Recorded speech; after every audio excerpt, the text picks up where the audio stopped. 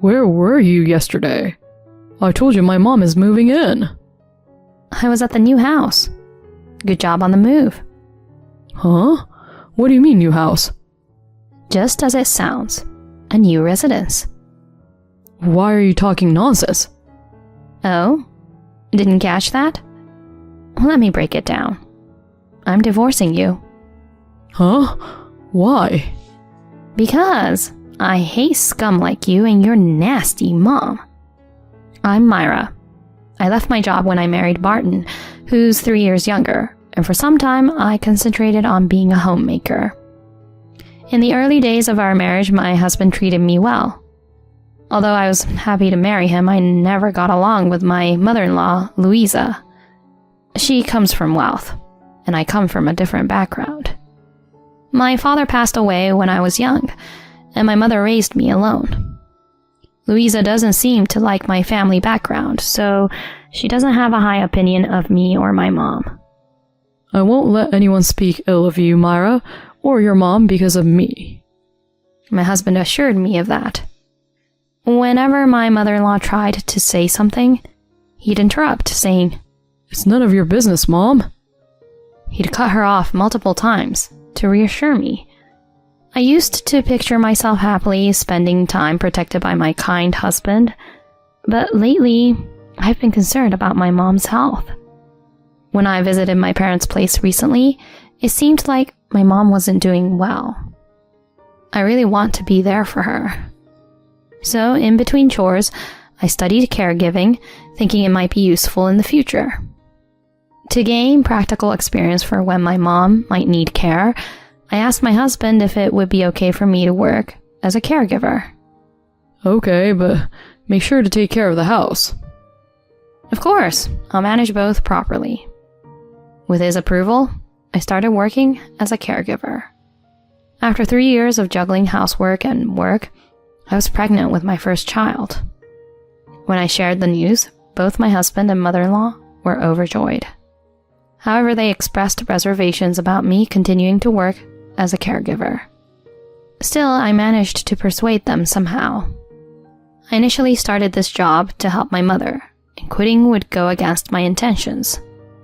Around the time I had gotten quite used to my caregiver job, my phone rang during work.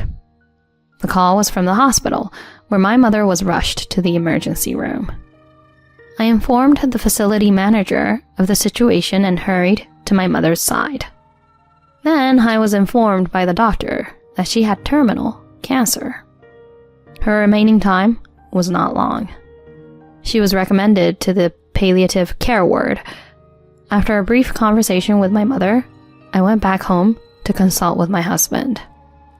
I conveyed what the doctor told me to my husband. However, it was a bit awkward to discuss, mainly because my mother-in-law happened to be there today. Oh, I see. Must have been tough for you. Do you think we could take care of my mom here? No way. I wasn't asking her. It's depressing to have such a very sick person in the house. When Barton comes home from work, he'll have to be concerned about it, right? It's better to leave that kind of thing to professionals. Well, yeah, that's true. What? If she has a short life expectancy, then palliative care becomes crucial, right? I mean, isn't it tough for your mother to be here experiencing pain? Besides, I don't like coming home from work and having to worry about it either. Despite my husband's previous protective words for me and my mother, he calmly expressed his reluctance. I was very shocked. Still, I bit the bullet, all for my mother. You know why I got a caregiver qualification, right? I wanted to care for my mom. I want to be by her side until the end. Please. It doesn't have to be while living together, right? You could visit the palliative care ward. She'll kick the bucket soon anyway. Oh, look here. Your time needs to be used wisely. Really, it's a waste of time. Barton is right. If you handle it, everything will neatly fall into place. Honestly, I won't accept a daughter-in-law wanting to take care of her own mother, especially one who just came here. This is absurd. I could clearly see my husband's true nature. He is not a kind person. He doesn't understand other people's feelings. In the end, my mother was admitted to a facility specializing in palliative care close to our home. I frequently took time out of my work schedule to check on my mother. However, my mother-in-law, who dislikes my mother, and even my husband, never visit her. Moreover, they don't even inquire about my mother's health. I am happy that I am able to conceive a child, but I am disgusted by the fact that my husband is the father. Your belly has gotten bigger. Yeah, the baby is growing well. I'm looking forward to meeting my first grandchild. My mother doesn't talk about my husband, who never shows his face. Even so, she doesn't speak ill of him. It is sad and makes me grow angry at my husband. My mother is getting weaker by the day. When I see my mother, who does not whine even in such a situation, I cannot hold back my tears. Mom, make sure to see your grandchild's face. Of course. I'm really looking forward to it. And 2 months later, my first daughter was born, and my mother met her. Even at this time, my husband and my mother-in-law strongly opposed the idea. They believed that taking a newborn to a breeding ground for pathogens was completely out of the question. The hospital said we couldn't meet directly, but if it's through the glass, there's no problem. So I'll take her. There's no need to go through all that trouble. Taking a newborn around like that, isn't that being an unfit mother? It's just on the way back from the hospital checkup. Even so, it's a long journey for the child. Long journey? The hospital is on the way between the maternity clinic and home, right? Barton looked puzzled. He didn't even remember where my mother's hospital was. Stop with the excuses. Some things are just not acceptable. As a daughter-in-law, you should listen to what we say, shouldn't you? So will Barton and you take the child for a checkup? Huh? If I go for a checkup, I'll definitely stop by my mother's hospital. If you can take the child to the hospital, I'll just rest at home. I can't drive. There's a convenient thing called a taxi, you know. That's too much trouble. Besides, it's dangerous to put a baby in a taxi. As long as Barton drives the car, we won't have a problem. I have work. I'm entrusting the child to you. So neither of you will even move for the sake of the child. I'll take the child for the checkup, so it's not a problem. In the end, neither of them had any intention of cooperating, even for the sake of the child. Checkups are for both the mother and the child. So I also have to go to the hospital, but my husband doesn't even understand that. It seems he has no interest in me or the child. Of course, I understand the reason behind it. However, now is not the time to openly discuss it. Right now, I want to prioritize my mother. After the checkup, I headed to my mother's place. After consulting with the hospital, we had a face-to-face meeting through the glass in the first floor recreation room. My daughter and I met my mother from the outside. My mother, who came in a wheelchair, gave my daughter a wonderful smile. I wished she could hold her. I was resigned to the fact that such a wish would not come true. However, when the doctor signaled to me, my mother in a wheelchair and the director came out to meet me at the hospital entrance. Director? I'm not the hospital director right now. I'm going on a break, so this time it's private. I'm just a regular guy. I don't know the hospital rules, but just for 5 minutes. My mother and I lowered our heads respectfully. Then my mother gently placed the baby on her lap. She's adorable, truly adorable. Myra, you did well. Good job. Even though she's still small, she feels quite heavy, doesn't she? I'm grateful she was born healthy. Thank you. With tears in her eyes, my mother smiled as she looked at my daughter. It brought joy to spend even a short time together with my mother and daughter. However, that night, my mother's condition suddenly worsened. I instantly understood that the vibration of my phone around 2 a.m. was a warning that my mother was in a critical condition. What the heck? At this hour? Why didn't you turn off your smartphone? I'm tired from work. There's no way I would turn off my phone under these circumstances. My husband was someone who couldn't even show that consideration. Mom's condition suddenly worsened. I'm going to the hospital. At this hour? What about my breakfast tomorrow? Skipping one meal won't lead to starvation. I desperately suppressed the urge to raise my voice. I didn't want to wake my sleeping daughter.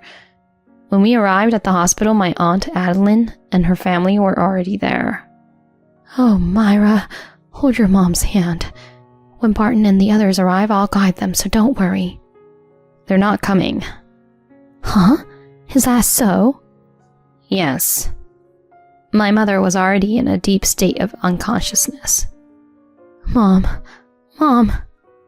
Myra. Mom. Don't cry. Today, your dad will come home soon. Let's all go out to eat. Oh, Myra, you're so cute. My mother's last moments were filled with a smile. Until the very end, she smiled.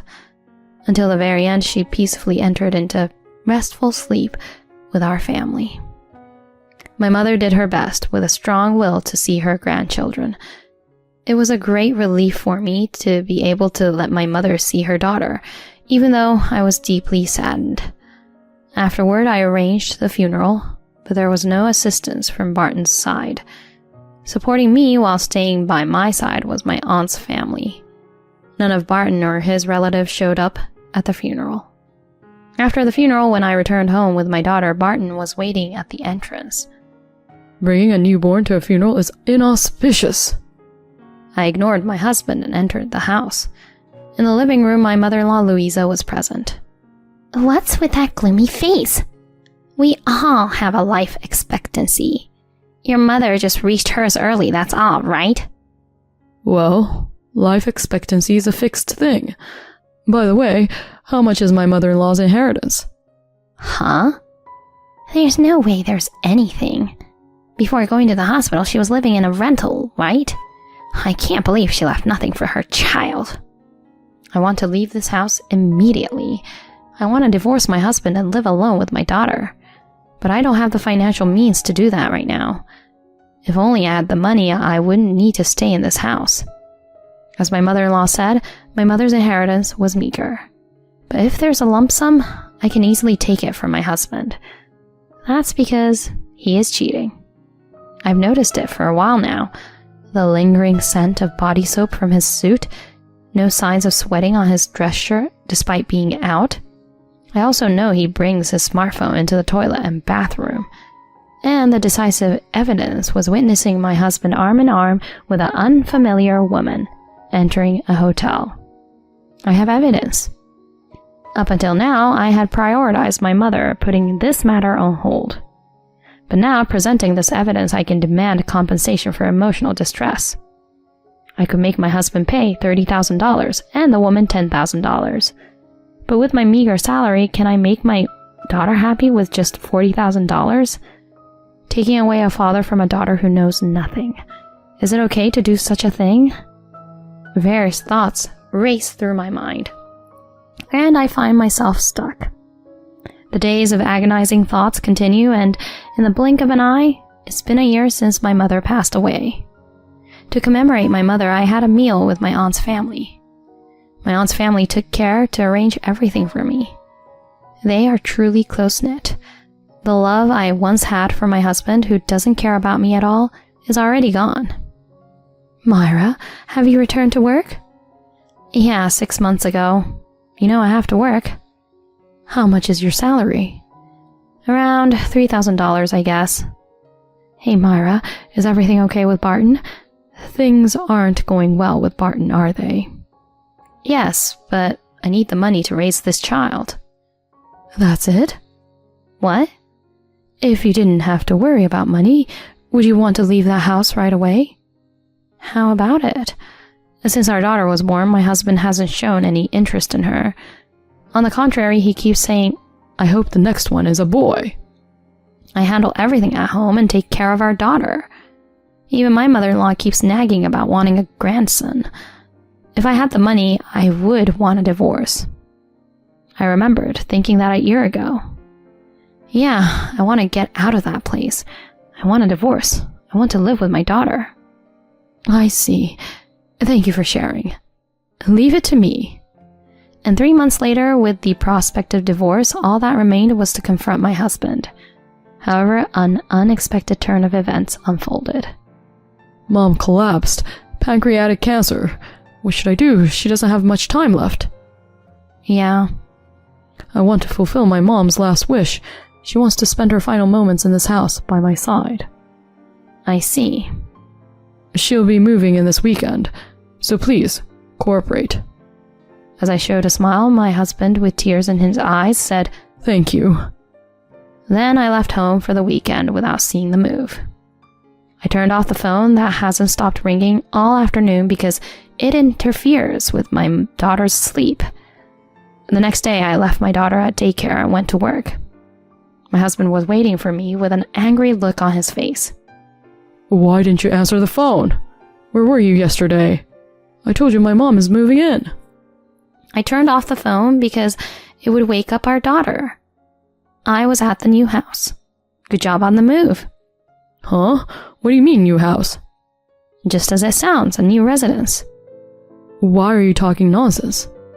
Oh, didn't get it? Let me break it down. I'm divorcing you. Huh? Why? Because I hate scum like you and your nasty mom. What's with living together? What's with fulfilling the last wish? You make it happen. Don't drag me into your crap. What did you say when my mom passed away? She'll die soon anyway, so it's a waste of time, you said, right? I'll return those exact words. Your mom will die soon anyway. You should both drop dead together. I didn't say it like that. I'm sorry, Mom. I spoke foul words to someone who doesn't have much time left to live. But please forgive me just this once. I want to let out what I've been holding back in front of my daughter. I'm not ready to say it yet, but whatever. You're cheating on me, aren't you? Huh? It's probably true, right? Because I work in caregiving. You thought I'd take care of your mom while you enjoy lovey-dovey time with your mistress? Are you stupid? I'll demand full alimony. So please disappear and stop bothering me. My husband stood there dumbfounded. Afterward, the divorce with my husband was successfully finalized. I managed to secure both shared assets and alimony, all thanks to the help of my aunt. It was my aunt who also gathered additional evidence of the affair. She also covered the investigation expenses. That's not all. My aunt offered me a room in one of her own investment apartments. The location is very convenient and it's a property that I would normally be able to afford. She let me have the apartment with just the maintenance fee. I am truly filled with gratitude. Despite already being divorced, my ex-husband frequently contacts me, complaining about his miserable situation without me asking about it. I can't stand my mother being so selfish. She's going to run away. She said she would get married. Maybe we need professional help. You should rely on the hospital. No, it takes a long time, and I don't know if it'll work. Besides, $5,000 a month is tough. Oh, you spent it all on your affair. Took child support and shared property from me. Thank goodness, I got a lump sum for the child support. You squandered so much money. Mara, if you look after everything, I'll pay. How about $50 a day? Seriously, I'm glad we got divorced. I hung up the phone just like that, and I blocked all of his contact information. My ex-husband is worn out from being abandoned by his affair partner and exhausted by his selfish mother. His mother, frustrated by her inability to move as she wishes, is increasingly irritated by her inadequate son. Just knowing that was enough to lighten my heart. Let's move forward without looking back at the past. In the not-so-distant future, I plan to raise my daughter without relying on my aunt. For that, I need to work hard at both my job and parenting. I will cherish and raise my daughter just as my mother did for me. I'm sure everything will be fine, because my mother is watching over us.